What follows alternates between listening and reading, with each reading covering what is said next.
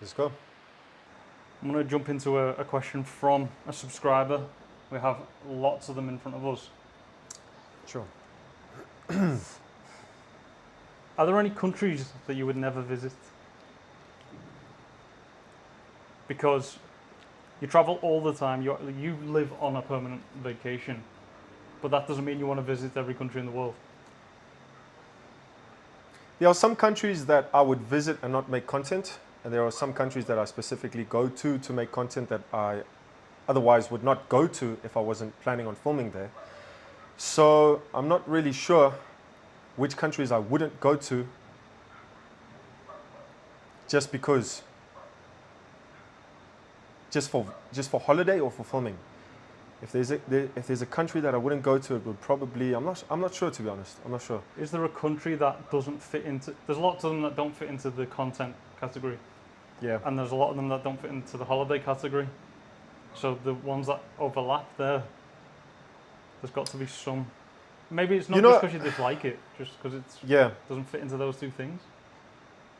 I've thought about this, and I had countries that, about a year ago, I thought there were some countries that I'll never want to visit, and now my mind has completely changed. My opinion's changed. For example, I said to myself I would never like to go back to Europe again because I lived there for 10 years.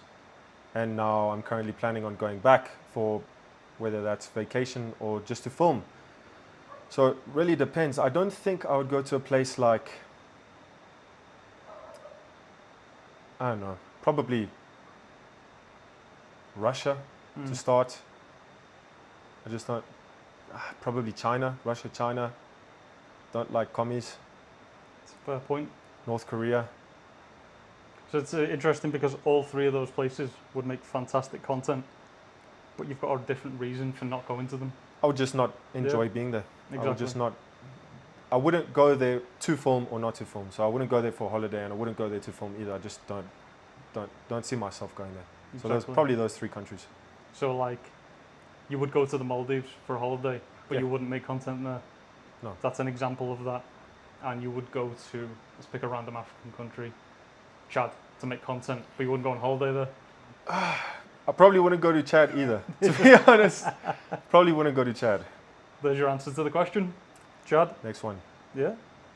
Chad, Russia, North Korea, China. Speaking of Africa, it's where you were born.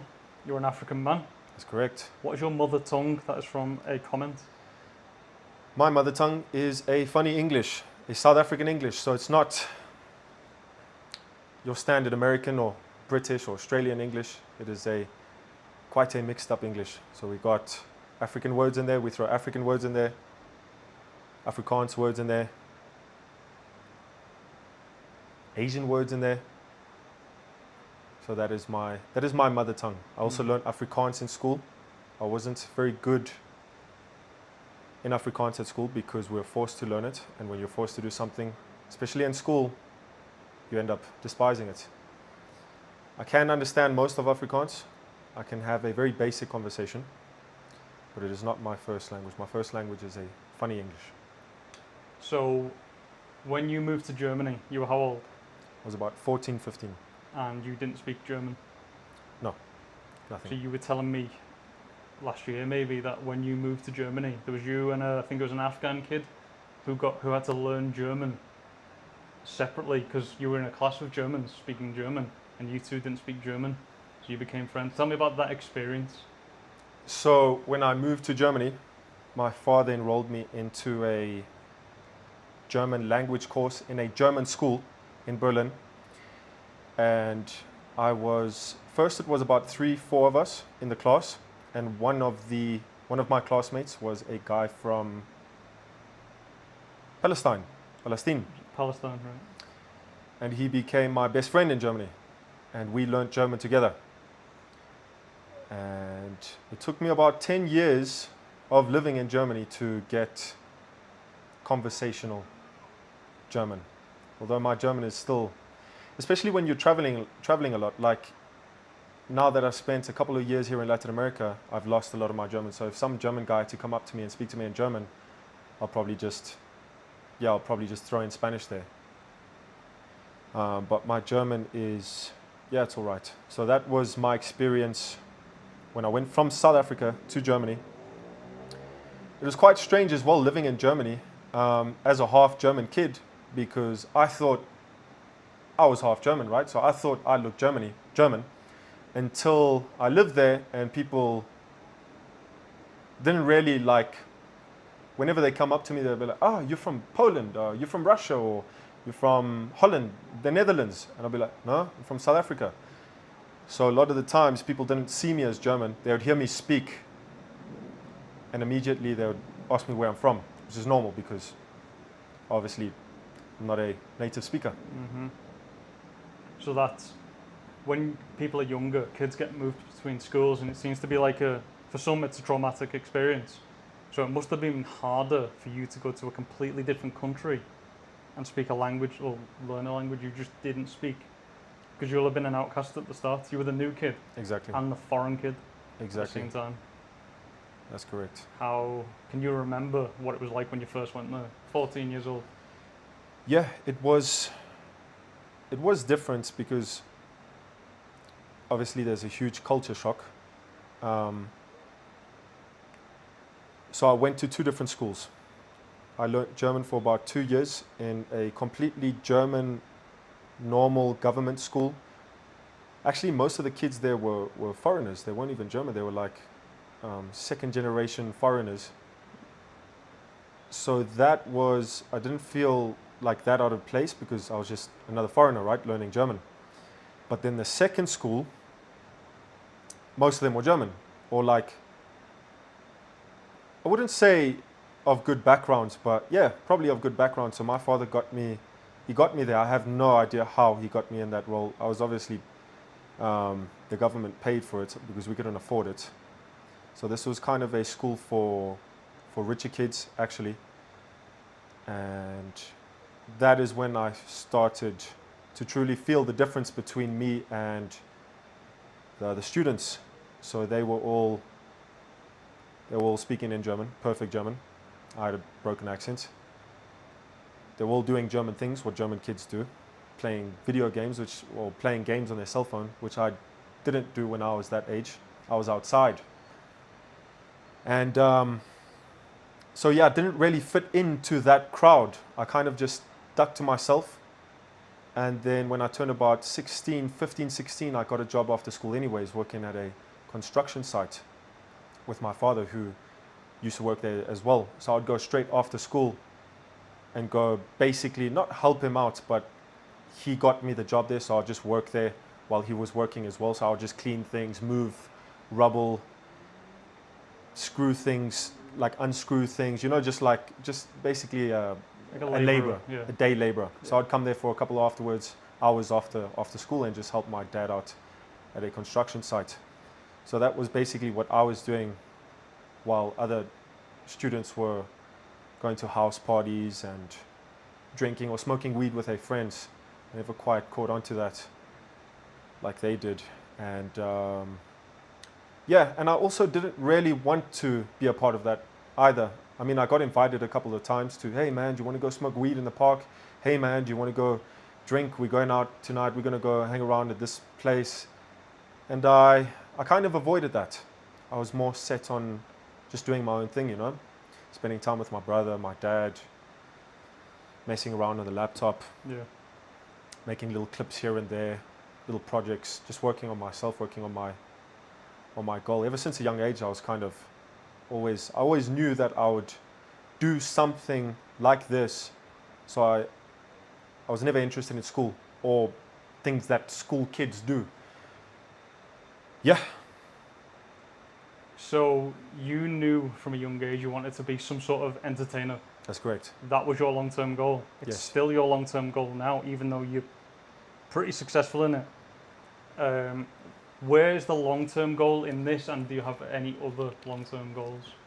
So my long-term goal in this would be to just get better, just improve everything that I'm currently doing now, make more videos, make better videos, because at the end of the day, I just like entertaining people and making things that I find entertaining. So videos, whether it's videos or whatever it is, that is my long-term goal.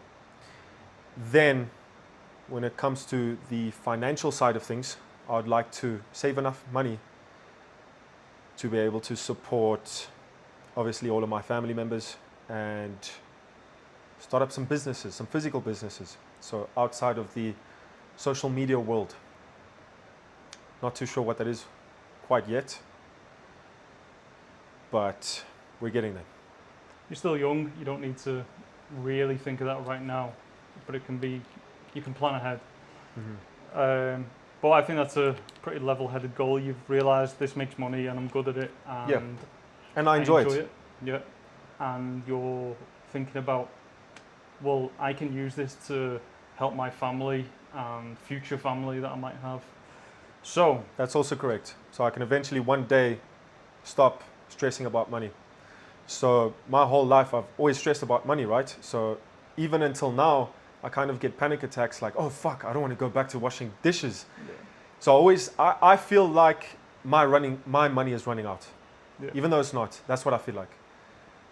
So I don't know if you've played football. I had a coach when I played football as a kid. He always told me, play like you're down 1-0.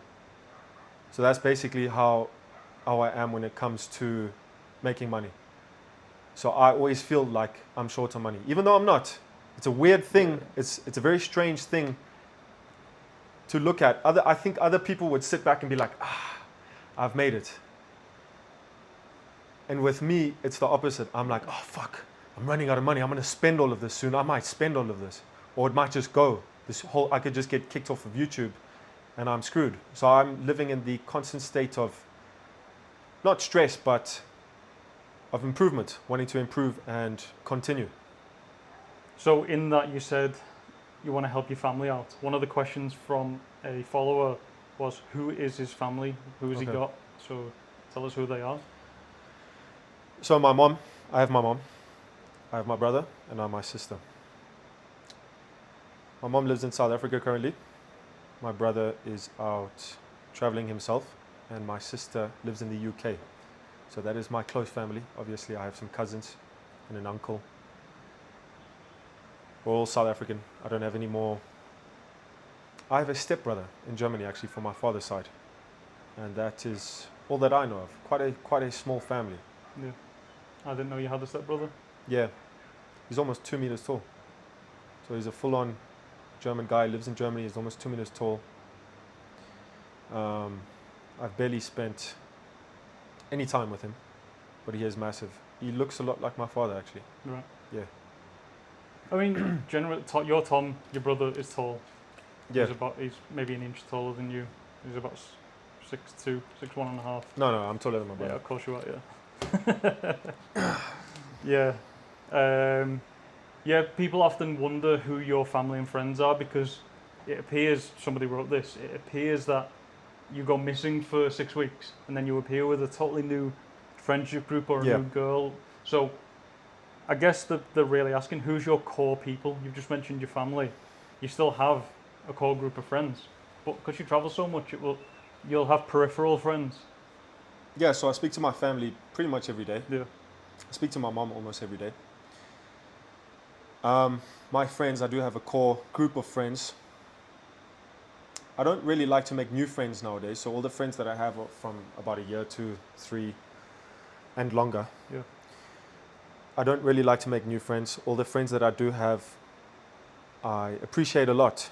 And whenever you do see a new person, like Jorge, for example, in a video, Yeah.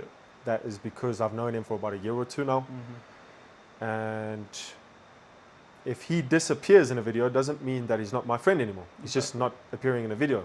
So that's not my life. What you see on camera or what you see in videos is not what I do 24/7. So I have a private life. I spend time with my friends. I appreciate my friends. I've spent a long time alone by myself, especially at my age. And I've come to the realization that friends are important. Good friends are important. Good friends. There's the important thing, good friends. Yeah. Family is important. And I've realized that now. And I appreciate spending time with friends. although you often see me, most of the time you see me alone in the videos, most of the time, that is not the case. I'm not alone all the time. I have spent a lot of time alone, but nowadays I like to have somebody with me. I like to pass my time with a friend, with a family member, with a girlfriend, one of them. One of them. So Medellin, Yeah. you spend a lot of time here, and we recently did your first ever fan meetup, That's which correct. sounds crazy. Think about it.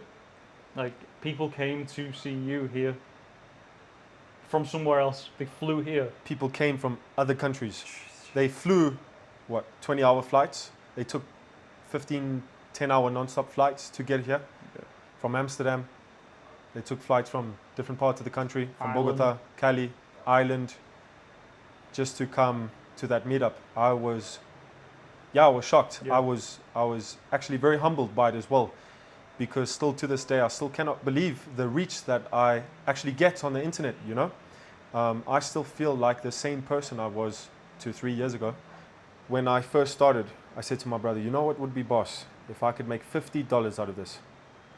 When I started making $100, when I saw that $100 mark on YouTube, I was like, that's fucking insane. I called my brother. I was like, do you remember a couple of months ago I said to you, if I could just earn $50, I would be happy. I got $100. If I can earn $1,000, I can live off of this. Yeah. And then that came like a month later. Mad. And then it just started going insane. It just blew up. But that wasn't luck. You realised what people want to see, how to improve your own content. These are questions that your fans ask. How did you grow? Did you come up with something? Why are you so popular, basically? That's a good question that I ask myself every time. I don't really know why people watch me and they don't watch anybody else. I have the idea that it is because I'm relatable. So I'm not like, especially in the travel genre, there are a lot of channels that just go out and show the place that they're going to. And it's usually an older guy or an older couple, and they're very happy and everything is perfect. And wow, look at this. It's so lovely. This is amazing. Look at that. Wow. And I think it's because people can just watch me doing things that they would do, and they'd be like, that's cool. You know what I mean? Like, I just go down the street, grab a beer with some chick that I just met, go to her neighborhood, hop on a bike, hop on a boat, just do fun things that a young guy my age would do. And people can watch that and relate, and they feel like they're there, you know? Or they feel like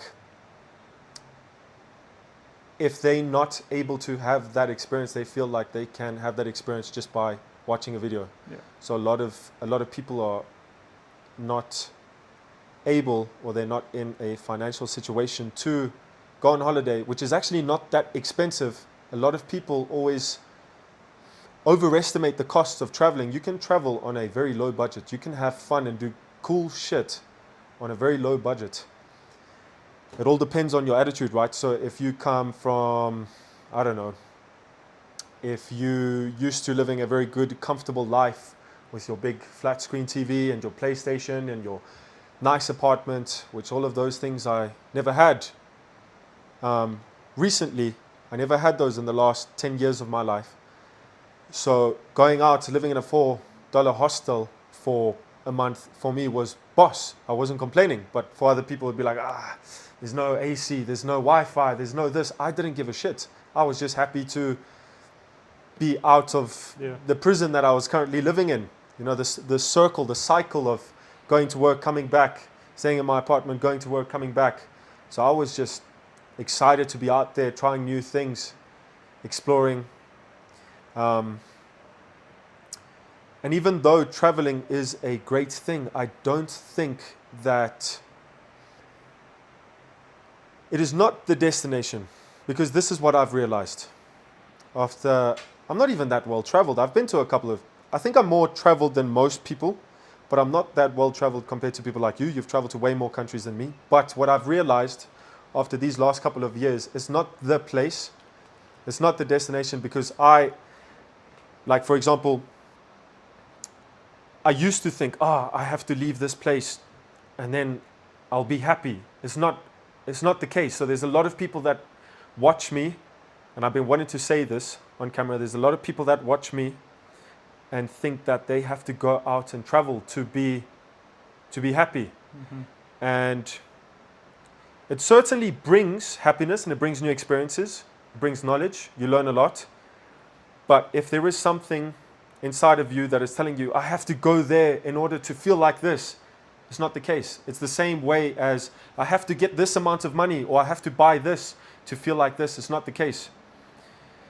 In my case, it's been working on a goal. So it's not traveling to a place, because there's often, most of the times where I've gone somewhere that I've always wanted to go to, I get there and I'm like, that's cool, but now what? But And it's now the what? same with earning money, right? Or anything in life. It's like, once you get there, it's like, okay, and now what? So you're never truly fulfilled. So I think for a lot of the people watching this it's not where you go to, it's kind of the way to get there, you know? So traveling is not gonna make you happy if that's what you're looking for, if that is what you're lacking. It is more of, what can I do that makes me happy or that fulfills me? That's what I've taken out of these last couple of years. And traveling it's just a bonus. Yeah. To be honest, now that I have the means to travel wherever I want to. If I want to go to the Maldives, I can. If I'm like, yeah, I want to go on a sick beach vacation with my girlfriend and just hang out for a month, I can. But it's not going to change how you feel inside, because once you return from that vacation and go back to your job, you're just going to feel shit all over again. Mm-hmm. So yeah, If you don't like your job, if you don't like your job, going on holiday is not going to solve that, but it'll be a temporary fix. or if you don't like your life, If if you you don't don't like like your life. anything in your life, whether that's whatever it is, Mm-hmm. if that's your looks, if that's your physical situation, your dating situation, whatever it is, if you're unhappy about something and you think that traveling is going to change that, it's not. It can give you temporary happiness and a new experience, like I said, but it's not going to change anything from within. I also think a lot of people have a warped perception of travel. Yeah, Travel and vacations are two different things. Going on holiday to a beach for 2 weeks and then going back home isn't the same as traveling. You're going to be in a safe place. You're going to be in like a resort. It'll be comfortable and or cool. a very nice hotel. The amount of, we've both been traveling for 3+ years. The amount of shit things that happen every week or every month that we don't tell people about. But you need to be prepared that bad things happen constantly. Constantly. It gets a bit easier the more money you have. So when you were poor, if something really bad happened, it'd be 10 times worse than it would be now. Yeah, And if the guys listening are planning on going on a broke backpacker long-term holiday, be prepared for some really bad things to happen. Money-wise, physically, mentally. yeah. So if you get arrested, are you going to bail yourself out? Are you going to get a lawyer? That's just to start with. That's probably that's probably one of the worst things that can happen. Yeah, if you break your arm, are you Yep. going to pay for that when you're abroad if you don't have insurance? There's many things that money can solve, Mm-hmm. but yeah, with time, when you're traveling, a lot of bad shit does happen. We just get into uncomfortable situations, right? Very. Uncomfortable things happen, bad things happen, which is just a part of life, really. But yeah, like you said, traveling and going on vacation are two different things. Yeah. So going to the Maldives with all-included Yeah. resorts, food, everything paid for. You got the gym. You go, you lie on the beach, you suntan, you go in the water, you go home and sleep. That is different to getting on the bus and touring Latin America Yeah. and staying in hostels. So those are two different things. I'm not the biggest fan of backpacking. I had to resort to it because I was broke back in the days, but I don't really like backpacking. I do it every now and then, get a bag and go travel, catch buses and planes, and but that's for content. But I don't enjoy backpacking. I don't enjoy walking around sweaty, staying in hostels, Yeah. having no internet.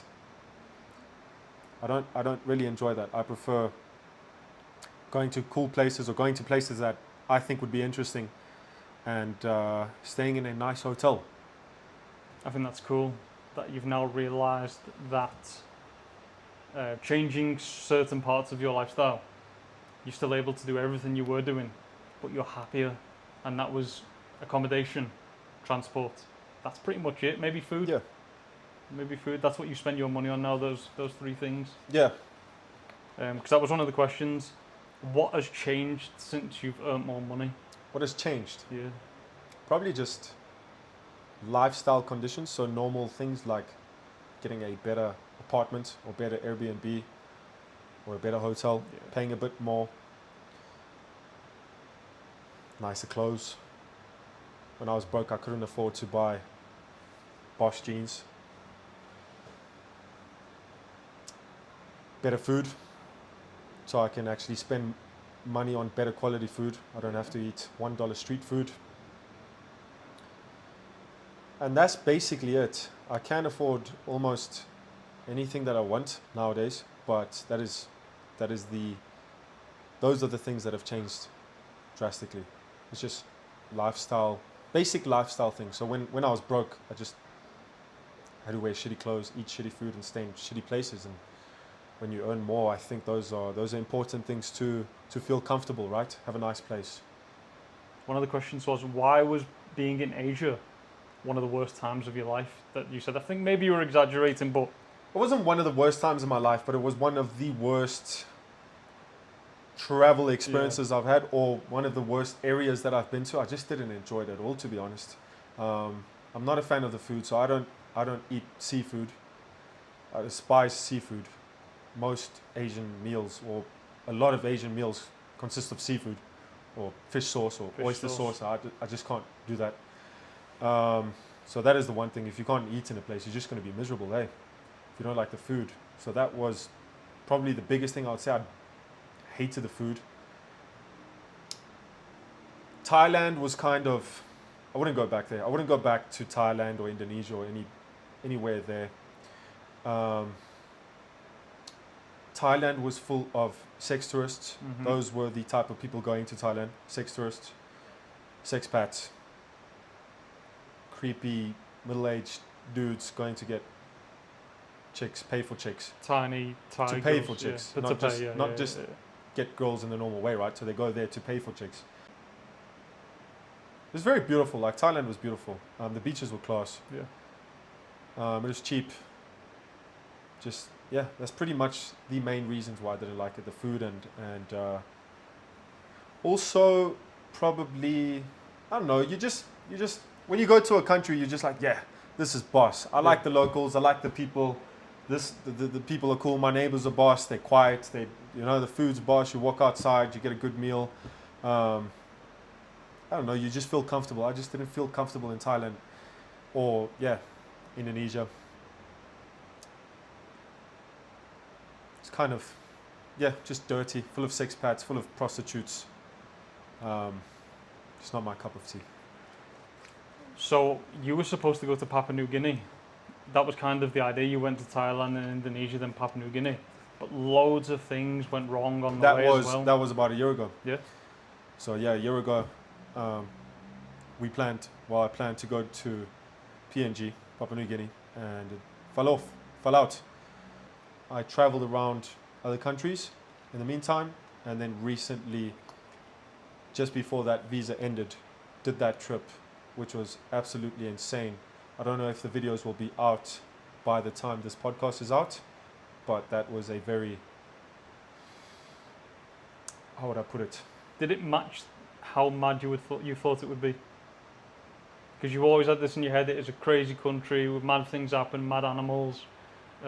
Was it like that when you were there? Yeah, it lived up to its Yeah. reputation.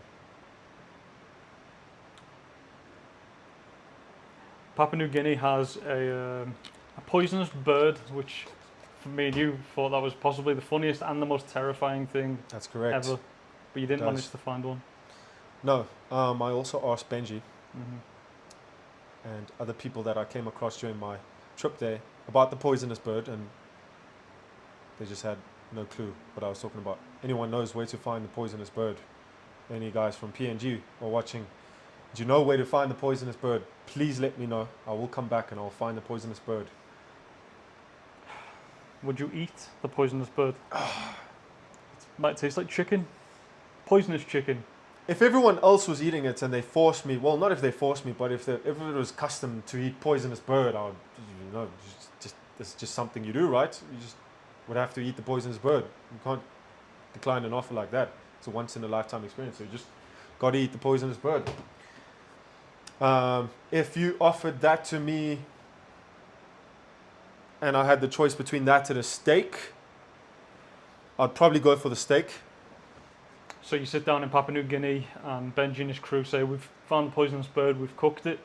You've got that with some mashed potatoes, some peas, bit of gravy. Sound good? I don't think there's going to be any mashed potatoes, peas, or gravy there. It'll probably just be the poisonous bird that's been boiled or Boiled. just put on the fire. Yeah, I'd have a go Bit of with the Tabasco. lads. Yeah, bit of whatever they got there. Mm. Bit of soccer leaf, they call it.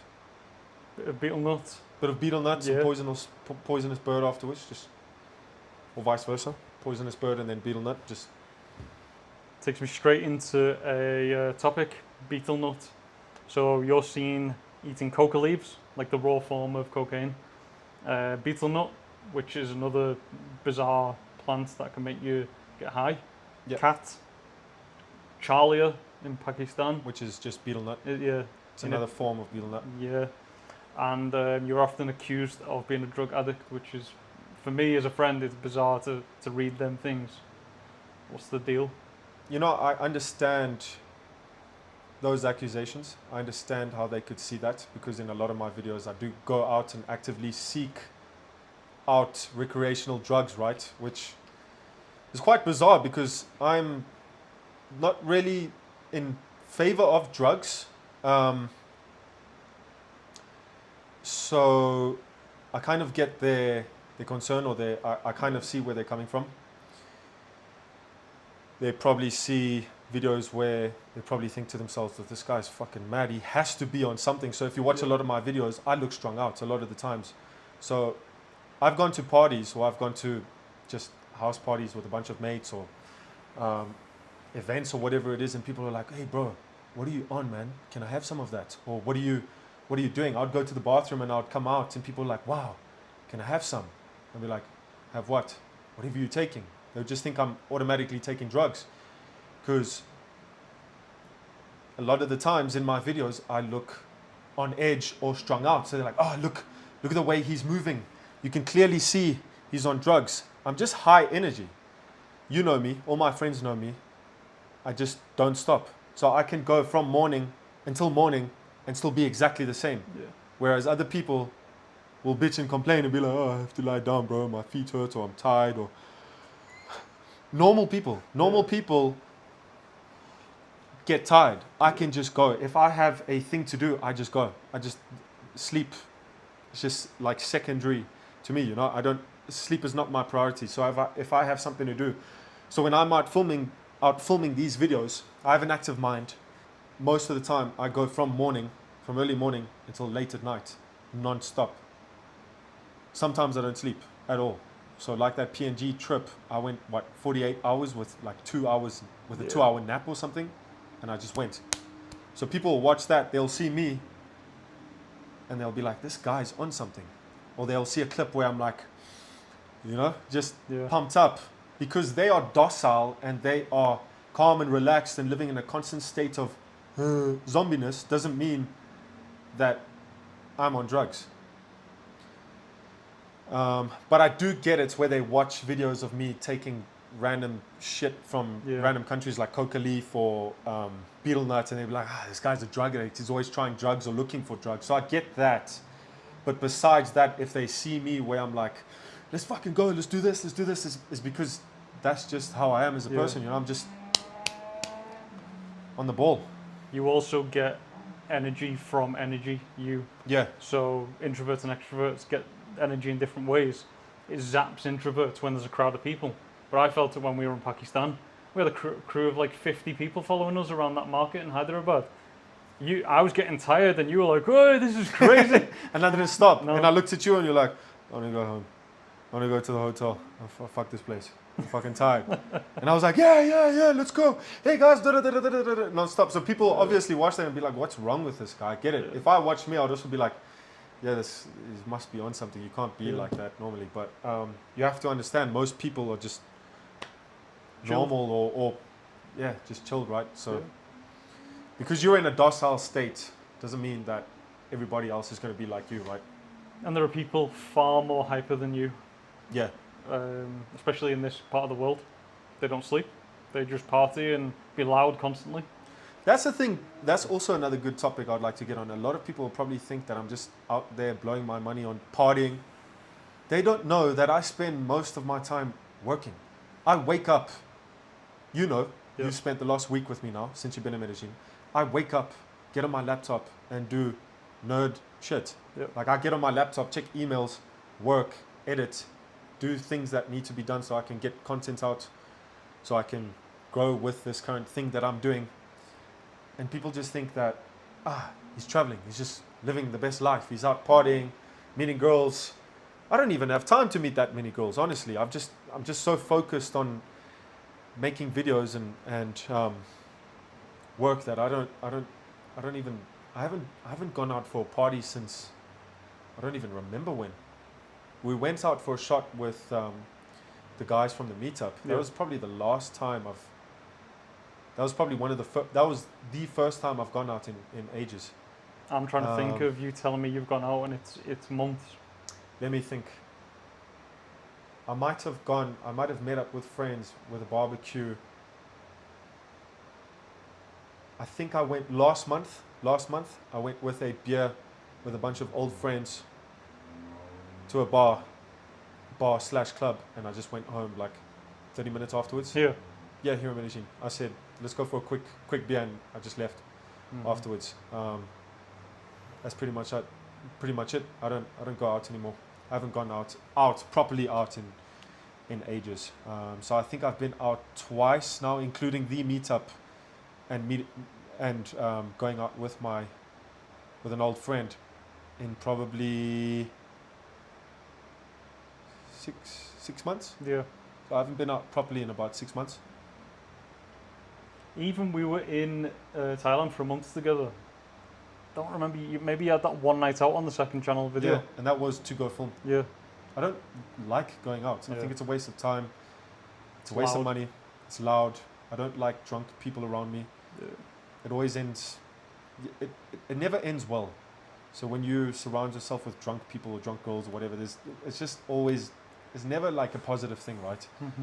So it's always some loud bunch, or you get drunk and then in the morning you feel like shit and you just waste the next day. So I kind of just avoid going out. I often, the only times that I do drink would be on camera. So Yeah. they probably think this guy's a fucking alcoholic. Yeah. Which they do think. I see the do. comments. Say, this guy's an alcoholic. He doesn't stop drinking. Mm-hmm. I'll have a beer or 2 beers when I go out and make a video with the people that are with me. Yeah. You know, it just adds to the video. It's something to do. But And that's it's fun not. sometimes. It is fun sometimes. I have nothing against drinking. Yeah. I just don't have the time of day to do it anymore, you know? So, yeah, to answer that question, I barely drink. I barely go out. Mm-hmm. And I barely meet up with people or friends. I barely have time to meet up with friends. When I do, Yeah. it's mostly at an apartment, my apartment or their apartment, play FIFA, we just sit and talk, have a coffee. Yeah. I don't go out with them to a club or a bar. Mm-hmm. And if I do go out, it'll probably be to have lunch at a mall Yeah. or something like that. And that's me for my social life. I think people would be shocked to hear that. They will assume, like we said before, that a lot of people think that what they see, what you put out, is your whole life. Yeah. And 45 minutes every 2 weeks, 3 weeks, is a condensed version of your full month. Yeah. And you're not really. It's strange that this is your job. You're not a social media person. No, You not very at all. rarely Not post at all. or I read. hate social media, and I hate having to do things like that. You know, Yeah. like post things on Instagram, and I wouldn't have Instagram or Facebook if it wasn't for this thing, Yeah. right? So I'm not into that. I don't get it. I don't like seeing. I don't get the whole social media movement. I don't understand pop culture. Well, I don't enjoy it. I don't like it. I Yeah. try to avoid all of that shit. It's toxic. It's not good for your brain either. So it's also a waste of time. So I'm not a social media person. I don't like social media. I don't like spending on social media. I know and I understand that I have to post things on Instagram, but that's only because it improves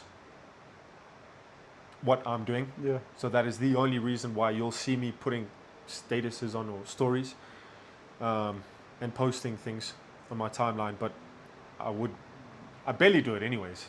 Like you never see me posting stories on myself. Hey guys, here's my lunch today. Well, what's up, man? It's just blah blah blah blah, fucking blabbering on about bullshit. You get all these people that just don't shut the fuck up. They just put everything on their stories. I can't do that. I couldn't be asked.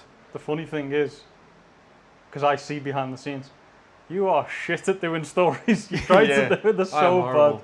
You try to make me do Yeah. what was it for the meetup? Yeah. To tell people that there's a meetup. I had to do it like 100 times. Hey guys, we'll be doing the meetup. I'm just fucking shit at it. Like I'm shit at all of that. Not even Like, exaggerating. 100 No, I'm times horrible. is probably underestimated. It was so many. Just Yeah. to say, we're going to be here at 3 to 6. This yeah, is what you're something going to... basic. Yeah. I don't like it. It's not something I enjoy. It's not something I would do in my free time anyways. It's just a weird thing to do, isn't it? So then people wonder why you don't post often. That's the answer. It's not you don't Yeah. find it fun.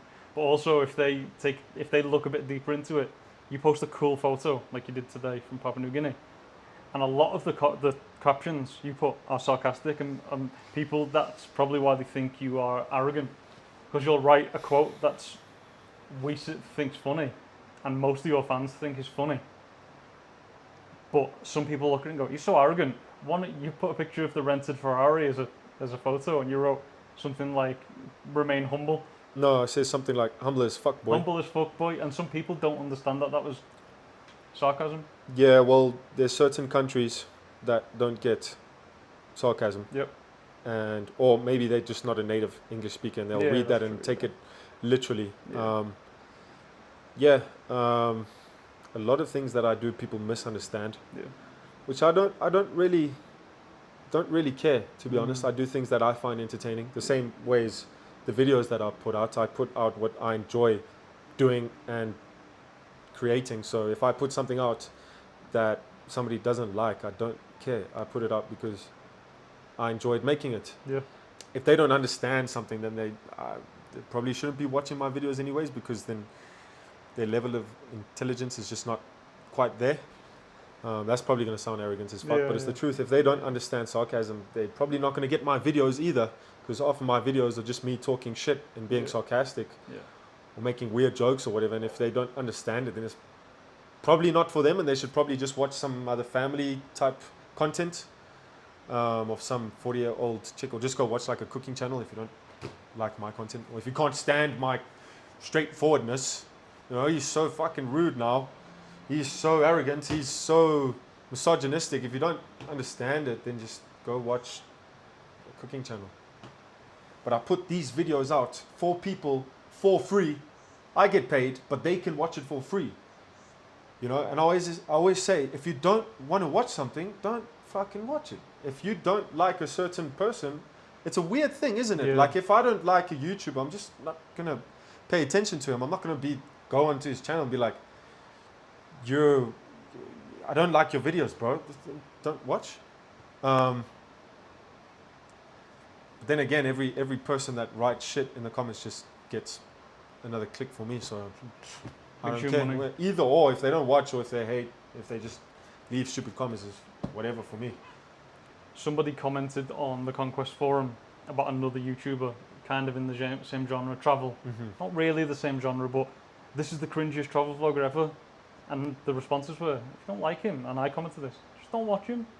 That's what's correct. What's this guy? Why are you writing about this guy in this forum? It's got nothing to do with me, first of all. Yeah. And if you don't like someone, just don't watch him. I don't know the guy. Mm. He makes YouTube videos. I've probably spent 10 seconds of my life looking him up, and I don't care. How pathetic does your existence have to be to go online and write a whole paragraph of somebody that you've never met, that you don't know, and basically just talk shit about them? Where do you find the time of day to do this? I don't understand it. Where does it come from? Talking about that, Mr. Podcast man, I need another water here. Yeah. Is this how you treat your guests? Well, get one of your girlfriends to bring you some. We're in your apartment. She's in the next door room. You can call her. Hey!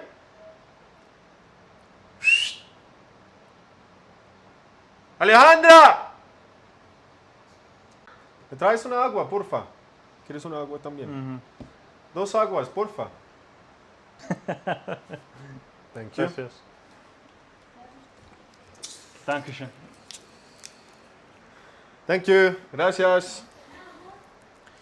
Speaking of languages, Yeah. as you just spoken Spanish to Alejandro, a lot, and I'd say most of the responses to my story on Instagram, questions for you, were about languages. How did you learn languages? How did you learn Spanish? Do you use any different resources? And like, what's your sort of technique? Because we both learn languages constantly, and we have slightly different technique, but generally the same. Let's chat about languages. They're cool. So I learned Spanish, probably the laziest way to learn Spanish, which was just speaking and listening. So 2 people. That is probably the hardest way to learn languages. So the slowest way to learn it, I would say, not the hardest, but the slowest way to learn it. I would be at a much higher level in my Spanish right now if I went to school or if I used some type of app like Speakly or Duolingo or whatever. I would be so much better right now. But I just learned Spanish by just chatting, basically. Just being. Just spending time in Latin America, right? So that's how I learned Spanish. I don't recommend for most people to learn Spanish like that because it is the slowest way to do it.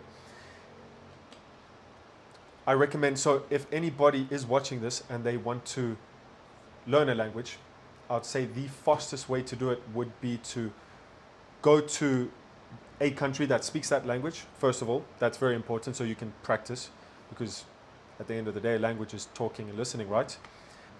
And then enroll yourself in some type of class so you can learn the basics, so structure, past tense, future tense, things like that, grammar. Learn all of those type of things that you would learn in a class. And then obviously go to a country where you can speak and be spoken to. And that way you can learn the language incredibly fast. If you're not able to do that, then you're going to have to find another way, so some type of app. How about, I think this is a good idea. If you're, let's pick French. Mm-hmm. If you wanted to learn French now, you're in a country, forget me, I'm leaving next week, or you could speak to me in French, but you're not going to be around a French speaker for months. Yeah. So get somebody who wants to learn English from French, and you want to learn French from English, voice notes on WhatsApp to each other, and then you'd teach each other like you would in person. So what do you mean? So connect yourself with a French girl. I'm sure you'd like that. Yeah, that'll help. Voice notes, back and forth. Get a French speaker, that could help as Yeah. well. So if you're in a non-French speaking country, I would say this is secondary option, right? Yeah. So this wouldn't be like going to that country. If you're not able to do that, try and find somebody that can teach you. Although that never works out though, because I've always thought that would be the case. Like I've had many different girlfriends that spoke different languages and they just reverted back to English. Yeah.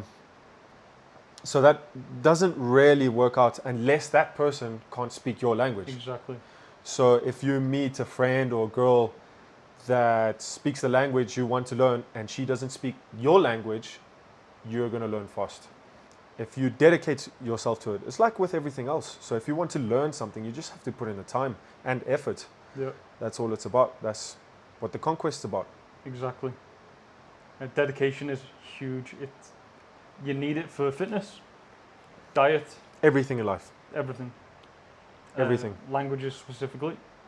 With everything in life, you need to spend time and put in effort and dedicate yourself to that specific thing. Yeah.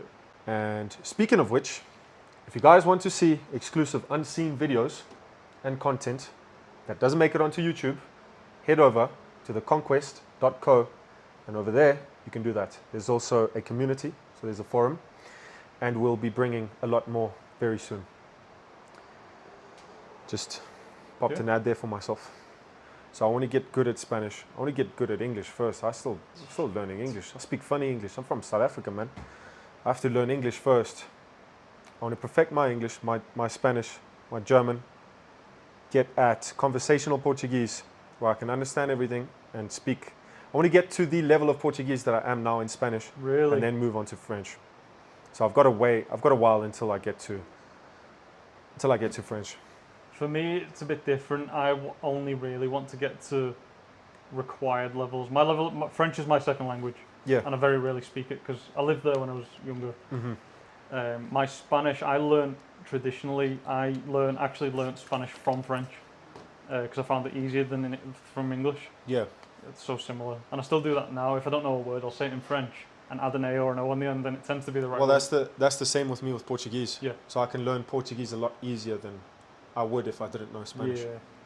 And Spanish, I use it just when I'm here. Mm-hmm.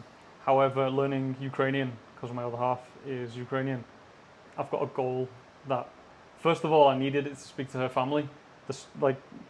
It made the previous meetings with them so much better that they could communicate with me, the daughter's boyfriend, and it felt good showing them that I'd made the effort to communicate with them because they can't speak English. Yeah. But I would like to take that to be my second language, and then I'm happy to pick another language to get to like my level of Spanish, but I don't need to be completely fluent in any other language than Ukrainian, really. Okay. And I'm already fluent in French. But it's been 12, 13 years since I lived there, so I always think I've forgotten, but then I go there. Where's this? In France? And then I get in a taxi and I'm like, oh, I speak French, I forgot about that. It just comes instantly back. Yeah, I went back to Germany about, when was that? About a year and a half ago? No, it was before we went to Pakistan. You went there for a specific reason. So it was about 2 years ago, right? 2 years ago now, in November. So I went to go and basically just remove myself from the country. So deregister myself from Berlin, close bank accounts, all that type of stuff you do when you leave a country. Yeah. And when I went there, I kind of froze. I couldn't really speak to anyone. I was like, hola, sí, ich möchte bitte eine esta cosa, ay. I'll be like, scheiße, guten Tag. You know, I'll just mix up German and Spanish because I was speaking Spanish all the time, so I'd mix up German and Spanish, but I used to speak it full time when I was living there. But it's a weird thing. Like if you don't speak a language for a long time, you'll kind of, I don't think you'll lose it, but you'll be rusty at it until you spend some time, and then you'll just get back to it. I'm like that now with Spanish, so when I speak to Alejandro, I have to still remember. I've only been here a week. Yeah. But with French, as soon as because I literally live there, it just doesn't seem to have gone. When I'm there, it comes instantly back. But when I'm outside of the country, I struggle to even think in French. Yeah. You asked me a word for girl before, and I was like, no, it's gone blank. Yeah, I don't know. Yeah, that happens to me. That happens to me in English actually, because I spend most of my time speaking Spanish, right? Yep. I live with Spanish speakers. Yep. I live in a Spanish-speaking country, so I never speak Spanish unless it's to you or English. my family. English unless it's to you or my family. Yeah. I've started to dream in Spanish. Yeah. She's told me recently that I've started to speak in my sleep in Spanish. So that means I'm dreaming in Spanish. That's going to be dangerous for you. Yeah, I think in Spanish. And then sometimes I miss words or I forget words in English that I know in Spanish, which is strange because I've only learned Spanish now for 2-3 years. Yep. When you started speaking Spanish 2 years. So that's dead strange. A lot of people ask for tips on learning and speaking and maybe arriving here because they come here because of your videos. They like Yeah. the idea. Giving them a tip of how to easily like get going in Spanish. And I noticed something in the mall the other day, and it really pisses you off. Some people, when they hear an accent, just blank and assume they can't understand anything you say. You ask the guy in perfect Spanish, "Where is the stationery shop?" And he just turned his head to Alejandro and was like, "What did he say?" And we're both looking Or at just him going, spoke to her. yeah, because you spoke Spanish, but he was so determined that he couldn't understand you. So I have a tip for people, which is say, "I have a question." So I know that and all that. It's my first thing I say to people here. If I have a question, tengo Yeah. una pregunta, and they Tengo una go, pregunta. That's they a very good pause, one. and I say it in Ukrainian because then they'll go, "This guy's got an accent, but he's going to speak my language." And I used So to it say in gets them French, kind of mentally prepared. ready. Yeah. Because when they see a foreign face walking up to them, they just get Yeah. blank and they're like, oh shit, I don't speak English. How many times have you had that? Where you go So to many. like some lady over here or Yeah. some guy in the mall and you're like, sorry, I'm looking for this. And they go, I don't speak English. And you're speaking in Spanish. So yeah, like you said, a good way to kind of break the ice would Yeah. be, disculpa, or perdón, tengo una pregunta. Or yeah, excusez-moi, Yeah. J'ai une question. j'ai une question. J'ai un croissant. Genghis Khan. Yeah. Romania je pytania. Excusez-moi, yo où shop station noir? French. Exactly. I speak Voila. French. I'm learning French. Being a public figure, an online figure, a lot of stuff is written about you online. Some true, some totally made up. How do you deal with people just chatting shit about you online? Well, at the end of the day, they're just chatting shit. And I don't really care, to be honest. You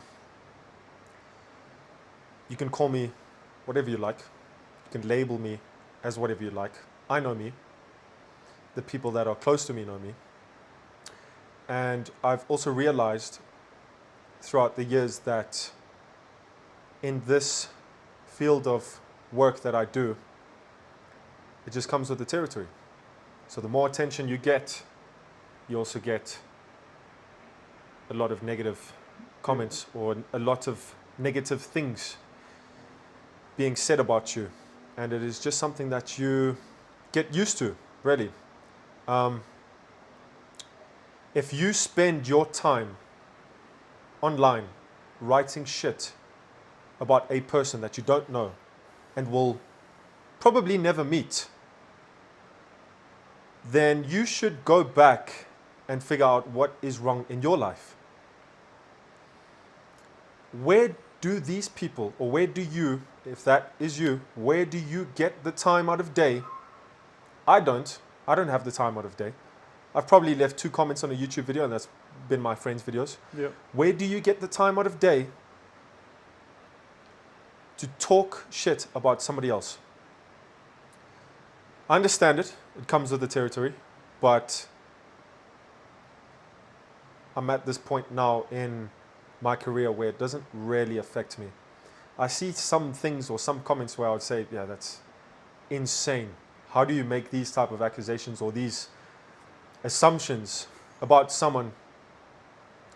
And I'll just think that is so stupid. Why don't you have something better to do? So that's how I deal with it. I just think that anyone who's doing that is obviously not right in the head in the first place. So don't really take it to heart. Take it with a pinch of salt. And yeah, and I think the biggest thing is just knowing yourself and having the people around you know you. So everyone that I spend time with knows me. And that's all that pretty much matters, right? On that, there's a comment here from a guy called Thomas. I don't know, but I can't stand him. They're talking about you. What do you want to ask him? I wrote, and he wrote, I don't know, but I can't stand him. That ties in perfectly what you just said. Why are you here? That's okay. You don't have to like me. I don't ask anybody to like me. I put out videos on YouTube for people to watch for free.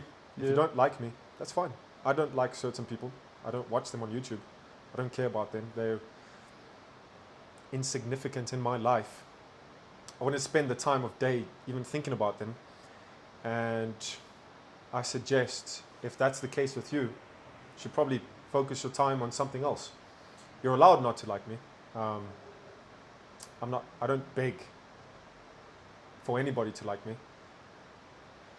So you're completely entitled to have your opinion at the end of the day. I understand that I can come across as direct and without a filter, and I understand that. So I understand that people would take a lot of things that I say literally or take offense to those things that I say. And that's all fine. I realize, I know what I'm doing. And if people get offended by it, then that's simply the case and they're allowed to. And if they're offended by it, it's probably because I meant to make them offended. Yeah. So I meant what I said. So if I said, fuck cats, it's kind of a joke. I said it in the moment. I meant it in the moment. If you get offended because you're a cat person, that's your prerogative. You're allowed to get offended by me saying fuck cats. So that is, to answer your question. A guy called Finn has commented saying, would you consider fighting on like an influencer boxing card, like Misfits? I think it's overdone nowadays. But if some scammy YouTuber offered me a lot of money to knock him out, I would certainly accept that offer. So somebody who scams his audience, like you take pleasure in knocking him out. Influencers, they're not even influencers. There's certain geeks online that do certain things to rip off their audience, right? Or just to manipulate their audience in a weird way, which they shouldn't be doing because they ultimately manipulating Children. younger people, children, Okay. to act a certain way, to scream around and be disrespectful, to act in a certain way that I wasn't brought up like that. So if you see a lot of the influencers or streamers, which is a new thing nowadays, the way that they act, I don't agree with that. And if one of those clowns offered me a fight, I would certainly, who wouldn't accept a large sum of money to go and knock them out, which would be very easy. Mm-hmm. But on that topic, there is nobody in particular that I don't like, that I actively dislike. I just don't care. So a lot of people might ask, oh, do you like this person? Do you dislike this person? I don't care. Don't care at all. At all. I'm so busy in my own life, focused on working and editing, getting these videos out, that I don't care. I don't have the time to care. Yeah. Are we talking about like high level people? I'm not talking Anybody. about just Anybody. anyone. Anyone. I don't care. What do you think of OnlyFans girls? You seem to have a hatred for them. That was a comment. No, I don't have a hatred for OnlyFans girls. So this is the fine line, right? I don't hate OnlyFans girls. What I hate is guys supporting young women to go and expose themselves for money. That's what I hate. So if you take a girl out of the hood of Medelling or Ukraine that earns, $300 a month working at a minimum wage job, and you offer her thousands of dollars to show her tits on OnlyFans, she's most likely going to take it if she doesn't have a solid male figure in her life to stop her from taking that stupid decision. So that's what I hate. I don't hate OnlyFans girls. Right. I understand that. I understand what they're doing. I think they're making a huge mistake.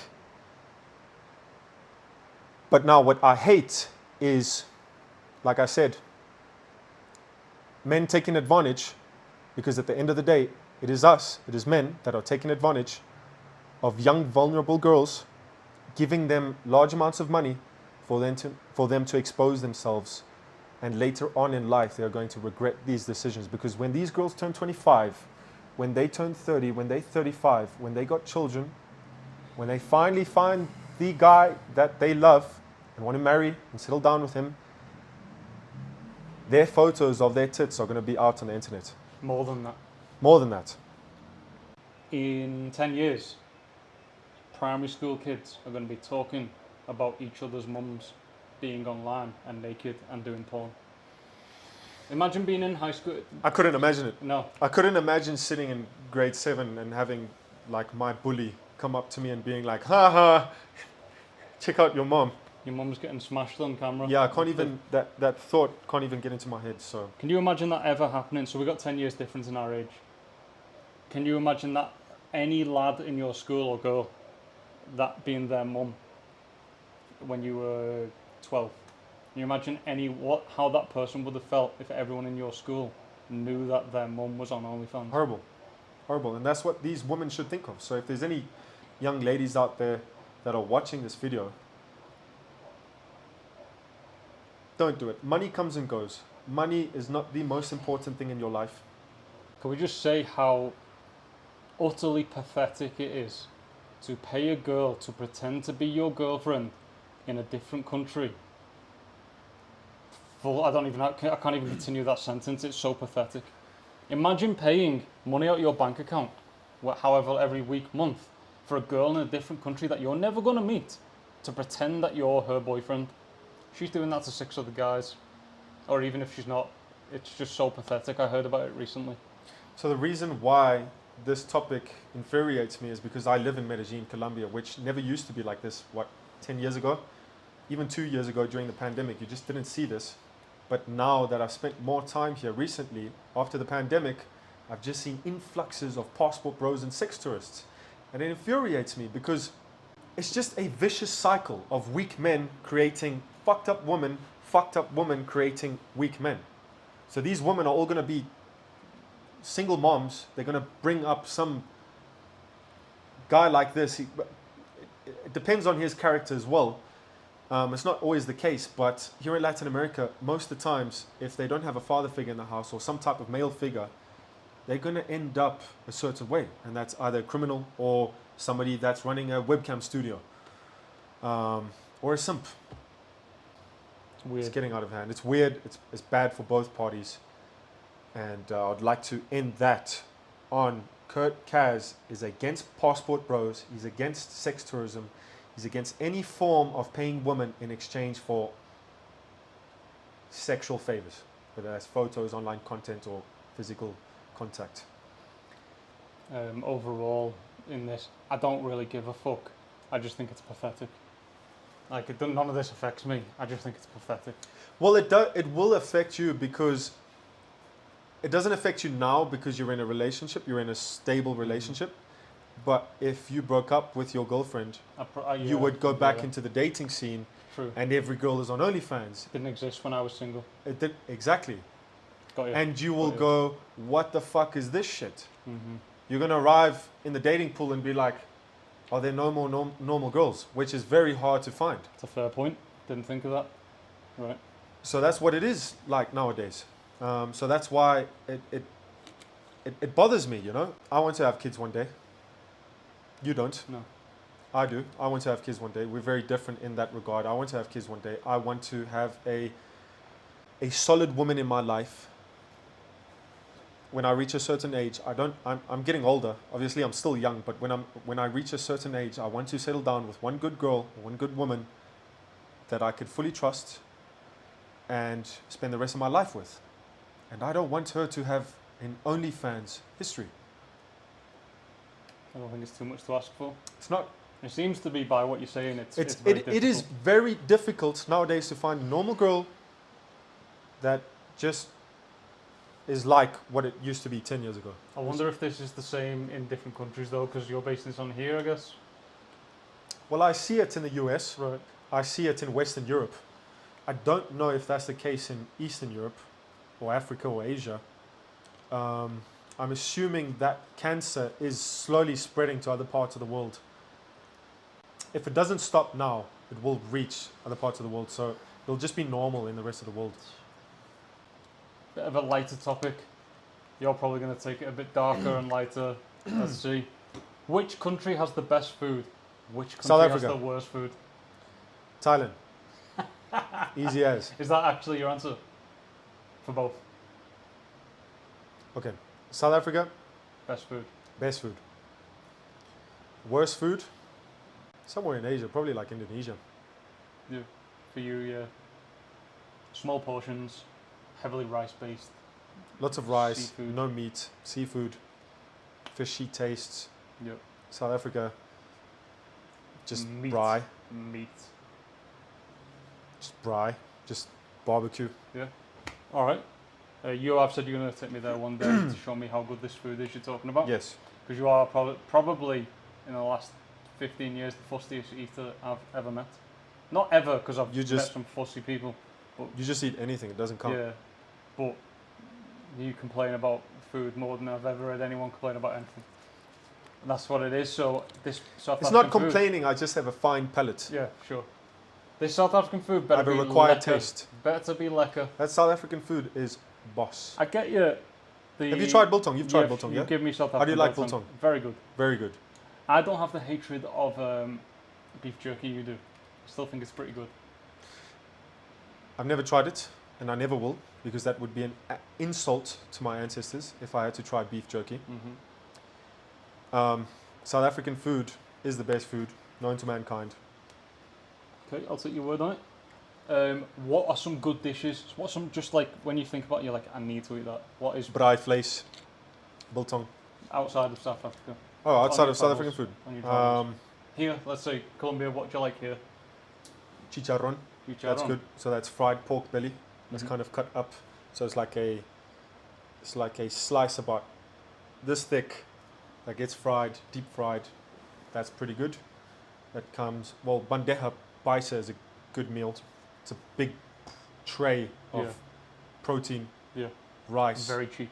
and very cheap. So it's got egg, chicharron, Aguacate. sausage, avocado, rice, blood sausage as well, Yeah. and arepa, I can, which you don't like. but I've had bandeja paisa 5 times. Always great. Always great, yeah. It's like Just good meal. Just a a few dollars. manly meal.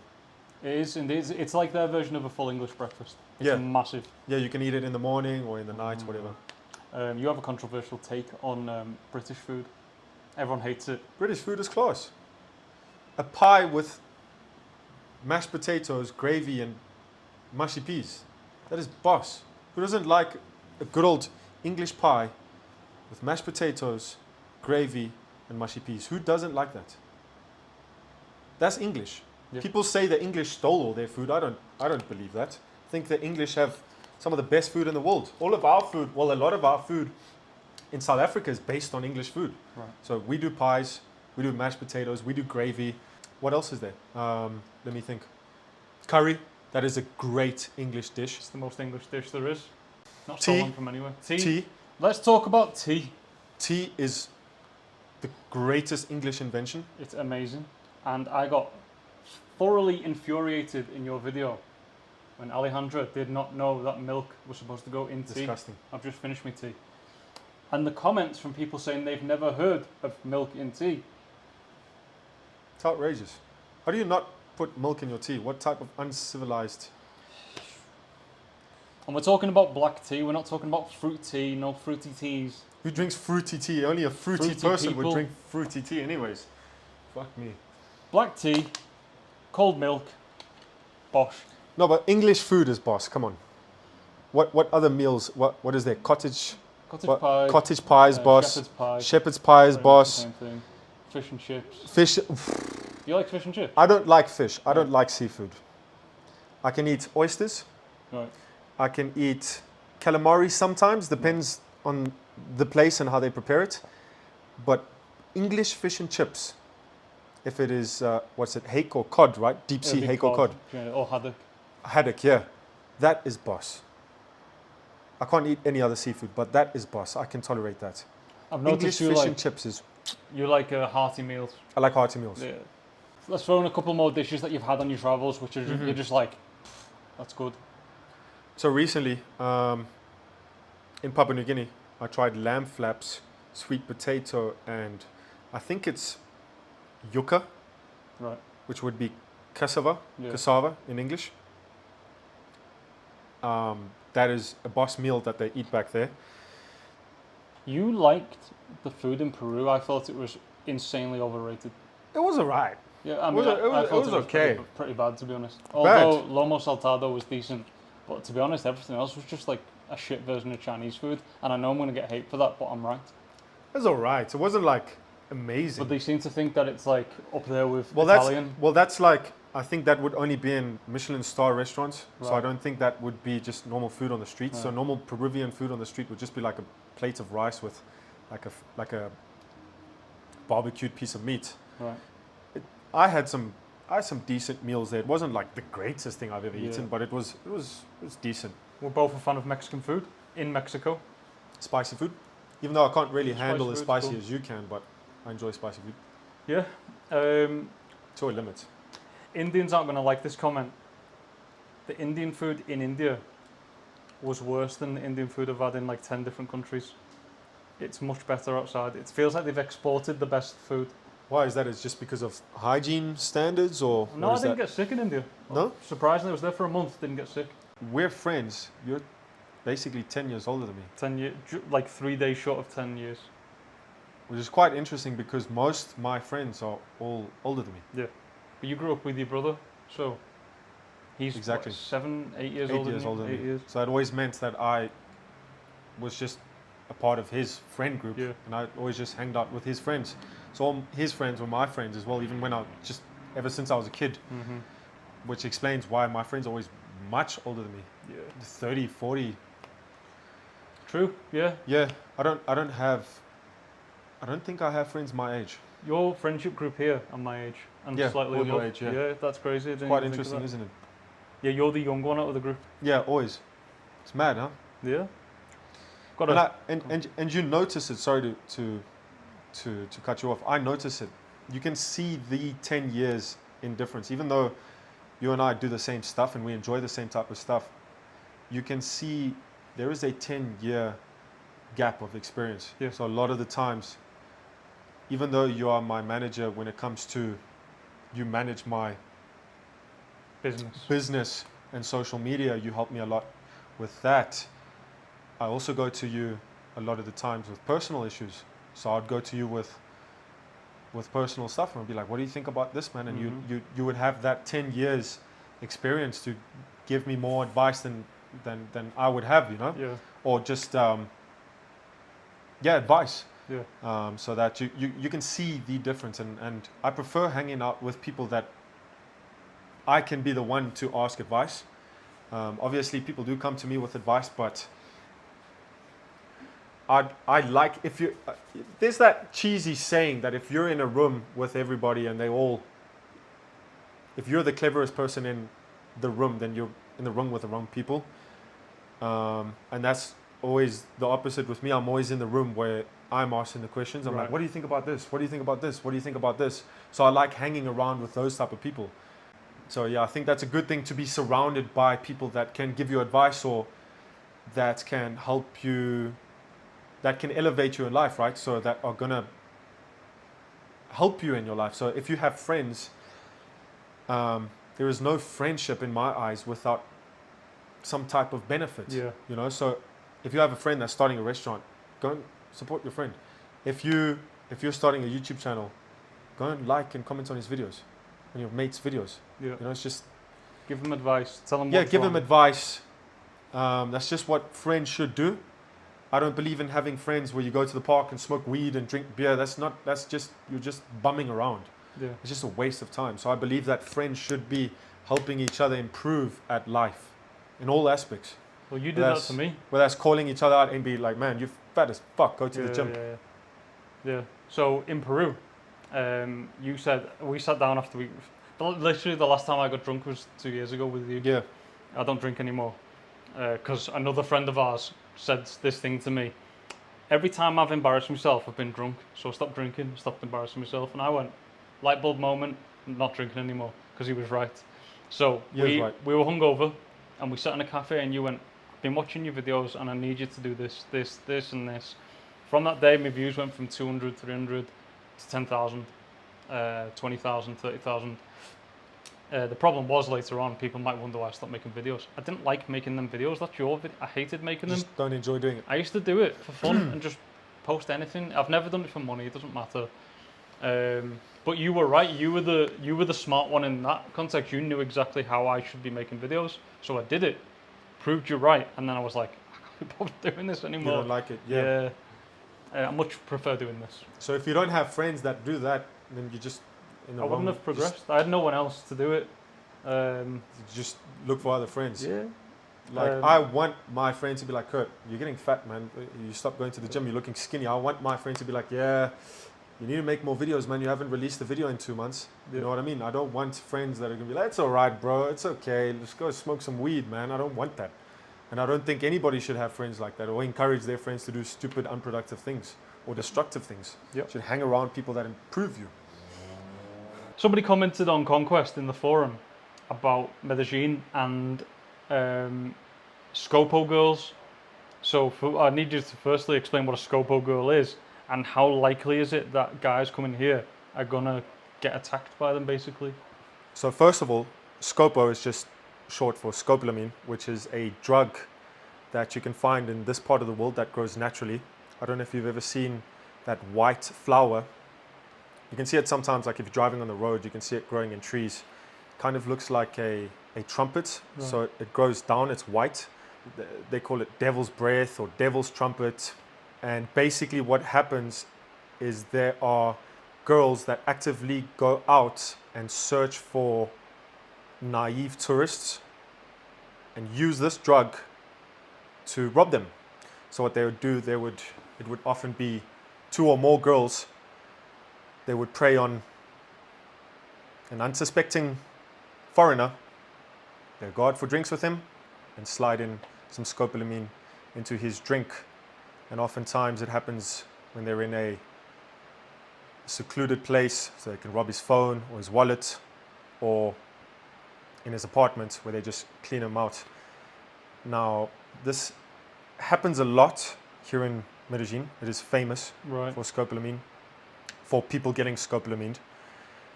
But I think that if you have common sense, you wouldn't allow 2 or 3 random chicks off Tinder into your apartment on the first date and just go out and start drinking with them, right? So these guys assume that 3 random hot Latinas want to come directly to their apartment. That's correct. And of course, yeah, of course that's going to happen, yeah. Yeah, so that's basically it. They think that these girls are coming over to bang, and they're not. They're just out there to prey on naive tourists. Yeah. And usually these girls are backed by gangs. So they are not just doing it on their own. They are a part of a very organized and intricate crime group. They have hackers behind them to hack the phones, to hack the laptops. They know how to get into the bank accounts. They are very tactical, so they will not just drug you and take your phone and run off, because then they'll get caught on security cameras. They are very, very tactical with what they do. They barely get caught. A lot of the times, I'm not going to say it because I live here, but there are people behind them.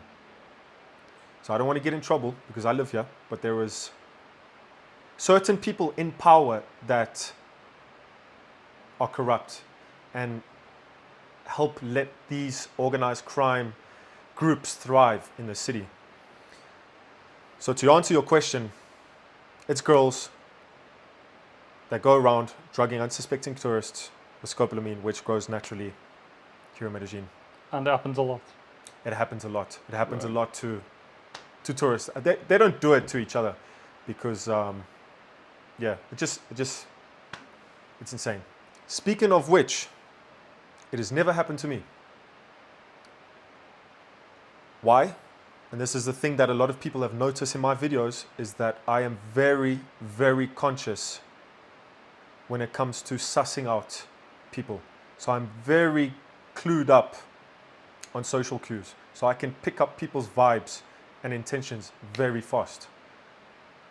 So if I feel that a girl has got the wrong intentions, I'm out of there. I'm not going to be spending my time or inviting her back to my place. But a lot of naive tourists that think, oh, it's Colombia, girls are easy, they're not going to think that. They're just going to think, oh yeah, I'm getting 2 bitches tonight, and they're going to end up drugged. And then they wake up the next morning thinking, oh fuck, what the hell happened? Why do I know this much about it? I live here, and I've seen many stories about it. So the saying goes, if it feels too good to be true, it probably is. Yeah. You're not going to get that threesome with No. them 2 hot Latinas. Or foursome. So I've seen a lot of these news articles. If you live in Medellin, you'll see it come up on Instagram, on Facebook. Guys just getting robbed, mugged, drugged, killed even for their cell phone. And it's their own fault at the end of the day. You shouldn't be picking up hookers. And secondly, you shouldn't be inviting random girls into your place for a threesome. You should scope them out. Literally scope them out before they scope you out. Scopo girls. Scope out the Scopo girls before they scope you out. Somebody said to you the other day that you're famous at the meetup. Yeah. The guy said to you, you're famous, and you were like, no, I'm not. But I say this to you often, that you still don't understand that billions of people have seen your face. Regardless if they know your name. Millions know your name, millions follow you, million on Facebook, 2.5 on YouTube, TikTok 1 million or so. But you're getting millions of views daily. And jokes aside, you haven't really changed. Still the same guy. And you still act like a non-famous person. But when we go outside, you get noticed every time. When we go to an airport, you can't just sit in the airport without people coming to take selfies because they know who you are. And isn't that crazy? Like, would you ever thought that'd be the case? Yeah, I always speak to you about this, and it still hasn't hit me really. So like after the meetup, I was like, what the fuck? All of these people came here for me. Flew from different countries. That is insane. I still don't quite. It hasn't hit me yet. Yeah. You know what I mean? And it's very humbling as well, because I never thought that I would reach this position that I'm in so quickly. Yeah. And yeah, it's insane. I still don't. It still doesn't really. It hasn't quite clicked yet. Like you said, people say I'm famous, or you said I'm famous. I don't feel famous. When people come up to me, it just feels like somebody's recognized me from the videos. Yeah. When people take photos with me, it's still a very crazy thing. You know, I'm still like, holy fuck, this guy's taking a photo with me. It's insane. So it's mad. It's mad. I wouldn't have imagined this. And I want to say, now that we're here, thank you guys for watching me. That's it. Insane. Yeah. Mad. Thank you guys so much. I want to keep on creating good content for you guys, and yeah, thank you so much for the support and all the love that you have shown me. You know, sometimes I come across as arrogant or direct or harsh. I'm still very, very humbled by the support and love that I do get online and in person. So yeah. I'm proud anyway of you. Thank you. So I'm thinking about myself here. I never would have thought, watching YouTubers, that I'd ever be friends with like a proper YouTuber. So it's still weird for me that people they find out we're friends. Like, oh my god, you're friends with Kurt Caz? I'm like, it's just Kurt. Yeah, I also don't think about it, right? Yeah. So people go, wow, Kurt Caz, it doesn't make sense to me, you know. I don't think of it that way. Yeah. I'm just me. You know what I mean? I'm not like, I'm that famous YouTube guy. I don't think of it like that way. I'm just me. So in Thailand, so you met some of my friends. Yeah. We all went and did shit like tourist stuff. And neither of them watch YouTube, so they know who you were. They would just because of me. I'm just your mate that got some attraction on YouTube, yeah. Yeah, and they don't care. But somebody will have seen the photos they posted and be like, are you on a boat with Kurt Caz? And that's just dead weird. Because my mates just be like, that's Martin's mate, Kurt. Yeah. Strange, right? Yeah, it's mad. It's a weird thing. I don't know if you'll ever get used to it. I don't think so. No, I Because don't I haven't had it for all my life, and now I suddenly got it. know. Mhm. But yeah, it is cool. Yeah, I'm not yeah. complaining. I would never complain about this. Zac Efron said something very similar because I believe he wasn't planning on being an actor, and he got into High School Musical and went from being nobody to famous. It's super Yeah, famous. super famous, like one of the most famous. Yeah, there's people ever. levels to levels, Yeah. you know. Yeah. You hear a lot of celebrities complaining that they don't have a private life, and that they find something to complain about, so they've ticked off everything else in life. They can do what they want, they can buy what they want, they're living the best life, but then they still find something to complain about, like, oh, all these people coming to take photos of me. They don't have to go and sit in a public park. They can buy a park. You know what I mean? So at the end of the day, I can't complain about any of that. If somebody comes up to me and take a photo to ask for a photo, every time I'm just like, this is fucking mad. Mad, yeah. Every time, this is fucking mad. Y'all grown-up men coming to take photos with me. Yeah. I'm like, what the fuck? So yeah, it's boss though. boss. Yeah. Yeah. I like it. I enjoy it, and I enjoy when people come up to me with a huge smile. We walked past that couple the other day Yeah. on the street, and they were like, isn't that YouTube guy? How mad is that? You just see a guy that you watch on YouTube. They said, I just watched you yesterday on YouTube. What the hell are you doing here? We were just like in a random part of town shooting, and they're like, what the hell are you doing here? And until you mentioned that to me, I didn't think of it that way, but it is. Yeah, it's very cool. Yeah. I mean, random people coming up to me, taking photos with me. It is very, very cool, and I love it. When somebody comes up to me with a huge smile and a photo, like, hey man, I love your videos. It's amazing. Yeah, I don't get annoyed. I don't understand how people could get annoyed. Just find another way then. If that's not your thing, then just go in like a tinted car or something, or I don't know, just stay private. And you've done this with no collabs, which is a feat in itself. You've not messaged the guy who's at the top and been like, can I jump in your video? You just did everything on your own. That is one of the things that I'm very proud of Yeah. as well. I've done this all myself. Yeah. And I can say that I've created everything by myself. And recently, you and I have teamed up and started doing other cool things. But the whole YouTube thing, the whole YouTube channel, and my online persona, I've done that all by myself, which is very, very cool. Yeah, that's boss. And most people don't do that. They usually grow with collabs. If you see me in a video with another guy, it's just my mate. I'm not collabing with him. And if I do collab with somebody, it's because I like that person, or I like that person's videos, and I think that would be a very good feature on my channel. But I don't collab with people. It's just, for me, it's a strange thing to do. I don't want to collab with somebody that I wouldn't be friends with. If I did collab, which I don't, it would be with somebody that I would be friends with. Yeah. So a lot of people ask me, oh, why don't you collab with this guy? Or why don't you collab? I don't want to. And I wouldn't, if he's not my friend, I wouldn't collab with him. You know what I mean? It would be unauthentic anyway. Yeah. Inauthentic. I don't do collabs. I don't really do social media. I just make videos and put it on YouTube and people watch it, and that's all. Why I don't really, this is going to sound arrogant, but the reason why I don't really like to make other friends is because a lot of the times they've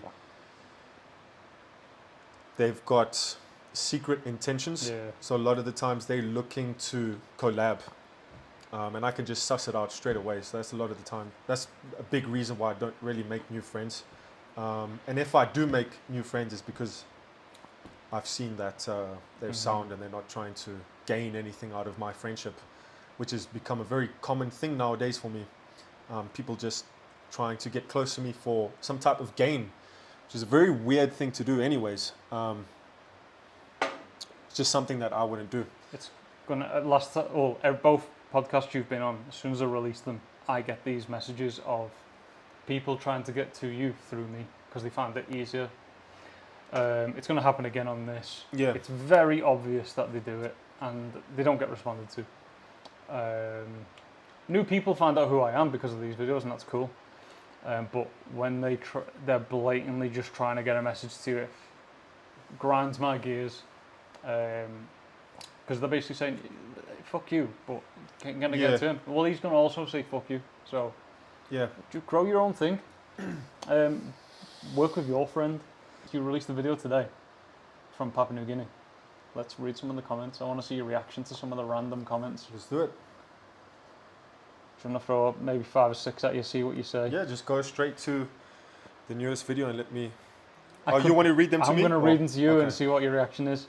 I could be ready to go to bed, ready to head out the door, etc. But when I see Kurt uploads a video, everything else is put on hold. That's boss. Yeah, that's boss. That's cool. Dude is an absolute legend. He even did the advertisement better than most YouTubers. Best ads in the game. You know how we roll. Real bad man.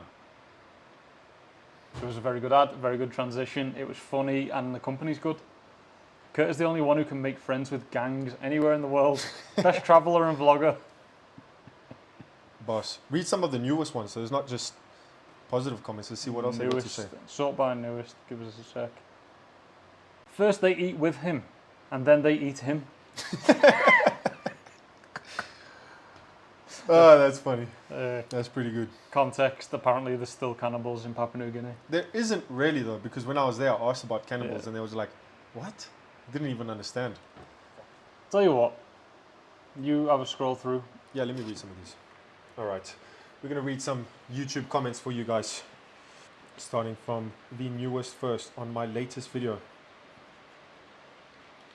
My guy, they are doing their pre-sacrificial GFP for the sacrifice of the white demon. Want to guess who that may be? Dubai in the lap of luxury for 3 days. Shown, then pow, you're in Port Moresby, regarded as one of the most dangerous cities in the world, hanging with a gang, no less. You gave them a memorable day too. Wait until they see themselves on YouTube. Keep being unpredictable. Respect. That's something that we often talk about. People will see me post a video. So I went on vacation recently with a girl in Dubai. I made 2 videos and people started talking shit that I've changed and that I'm starting to post arrogant videos. Yeah. Let me be able to make whatever type of content I want. Because if I make the same type of content, my videos are going to die off anyways. You're going to get bored of me. So let me mix it up. You know what videos to make. That's why you're successful. Yeah. That is a question I've got further down, but we might as well answer it now. People seem to think they can tell you what to do just because they're watching your video. I film what I want and I release what I want. Stop trying to say, you need to do this. You just watch the video or don't.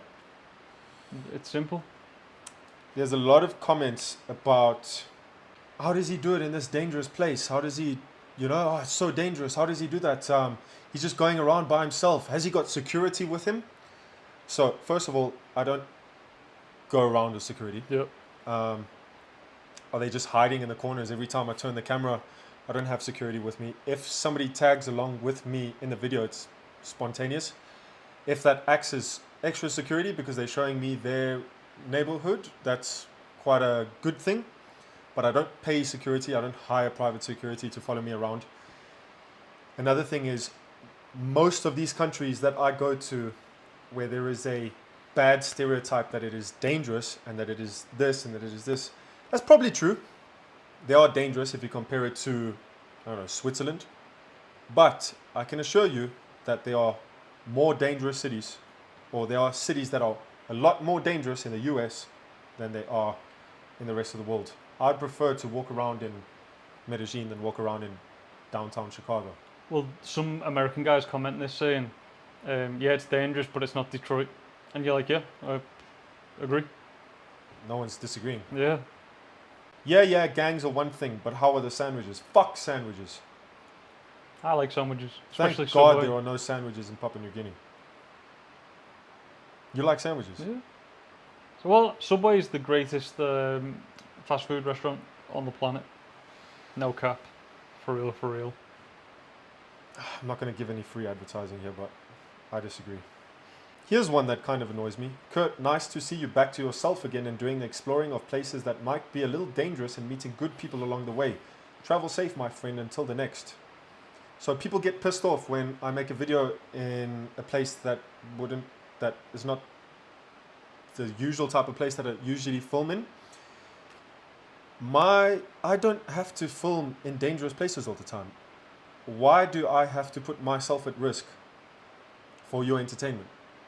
So you get annoyed when I do something fun, where I go on vacation and film myself. You get worried about me. You warn me and give me advice not to go to dangerous places. Yet at the same time, you hype me on to go film in dangerous places because that's what you like. But then, if I died, you would comment, oh, he had it coming to him anyways. Or that's what happens if you play with fire, you get burnt. A lot of people edge me on to go film in dangerous places because that's what they like watching, but I'm the one putting myself at risk. I'm going to film what I want. I'm going to make the content what I want because that's why I started this channel, is to make things, to film things and release things that I enjoy doing. Have you noticed that there's some people, quite a lot of people, desperate for you to be in danger, to get hurt, for something to happen? So I called my first episode on this podcast, Kurt Caz Exposed, knowing, even though it was the correct term, you exposed some stuff about That's going yourself. to get a lot of views. Because they're desperate for you to fail. And that's weird. It's a very strange thing, right? Yep. They can be desperate all they want. It's just a weird thing. How can you... I don't get it. Yeah, I don't get it. Quick question from a guy named Zach. Do you ever feel guilty for the effect casual relationships have on the women you've dated? That is a good question. Do I ever feel guilty for the effect that I leave on the woman once I leave them?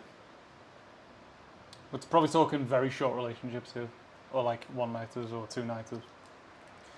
I try to avoid one-nighters and things like that, so I don't think that that would really affect them in that way. But when it comes to other relationships that are a bit longer, maybe a couple of months or a year or something like that, do I feel guilty? That is a good question. Is that your fault if someone catches feelings after one night? I wouldn't think so. It wouldn't be my fault, but I wouldn't blame them either, because who wouldn't catch feelings for me after one night? It's not my fault, but then again, I understand. Do I feel guilty? If a girl is worthy, if it is a good girl, I'm not just gonna bang her and not speak to her the day after. So I wouldn't do that in the first place. Right. So if it's a cool girl, if it's a good girl, let's say, I'm not gonna do that anyways. So if I have a one night stand with a girl, it's not just gonna be a one night stand. If she's worthy, I'm gonna carry on seeing her. So it doesn't really happen. I haven't really had that. I've had that with longer relationships where I've broken up with a chick and she doesn't accept it. After a while, it's just up to them to accept reality at that point. It's not my responsibility. I'm not in control of their emotions. Obviously, you have to be responsible. So if you're getting in a relationship with somebody, you have to know that you can hurt someone, right? So you have to be conscious of that. Just don't be a dick. I've always tried to be thoughtful and be empathetic in relationships. So I've never just be like, nah, fuck you, I'm gonna just go to the next chick. I've always tried to make them understand. So if there is something that I cannot continue with, so if she's done something, or if there is just something that is blocking me from continuing with her, I believe that things like this can turn into a vicious cycle. So if you just break a girl's heart, she can possibly go and do the same thing, right? And you can turn people into cunts. So I think I just try to stay as kind as possible and just try not to hurt anyone. I think it's just a normal thing to do. Yeah. What are your thoughts on Cuba?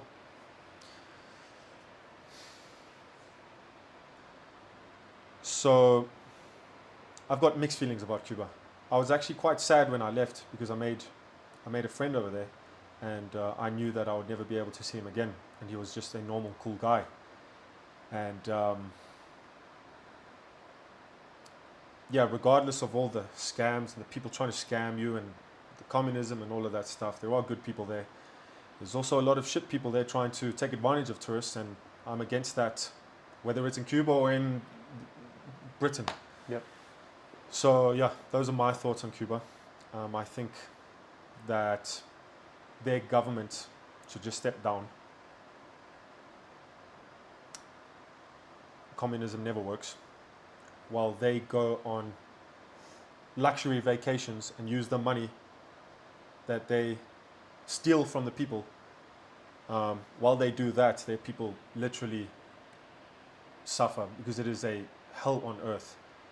There are no normal stores where you can just buy a bottle of water. There is nothing.